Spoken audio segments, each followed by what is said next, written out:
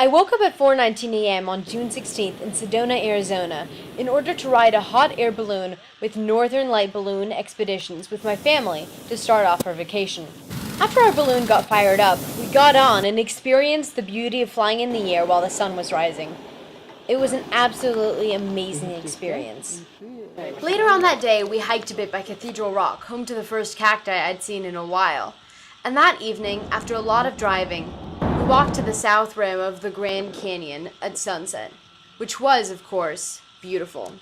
It's one of those experiences that makes you want to stop and just take in everything around you, and you try to remember every detail and savor it, because every sunset you miss is one less you'll be able to relish, because our ability to witness the inexplicable beauty of the world is limited, because the experience is fleeting.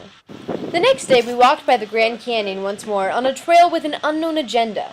Besides trying to point out rock formations through fake telescopes through which my camera couldn't see, and showcasing cool rocks with cool names, the abundance of dead trees, as well as the reality of the worldwide inclination to graffiti things, the Trail of Time seemed to try to demonstrate to people how long a million years is. But it kind of defeats its purpose because of the speed with which it progresses.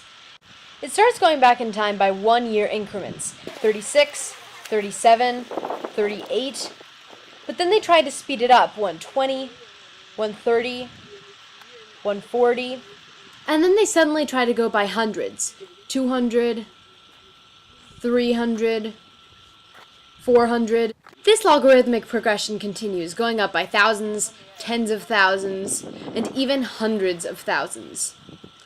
But by speeding it up, it misses the point. The point is to show how unfathomably old this place is. How many years of history are contained in these rock layers? In these cool rocks with cool names. Thanks, self-admittedly skewed representation of time. It was short, but it was cool while it lasted. That evening, after seeing more dead trees and unclear mottos like dreams of mountains as in their sleep they brood on things eternal, and pretty rocks, and even more dead trees, we went to Horseshoe Bend, named after the beautiful horseshoe-shaped river at the site. On the way there, I paid specific attention to the footprints in the sand. The prints reminded me of all of the other people who have shared this world, and more specifically, how many people have shared this view, this moment. So many people have walked right there where I walked.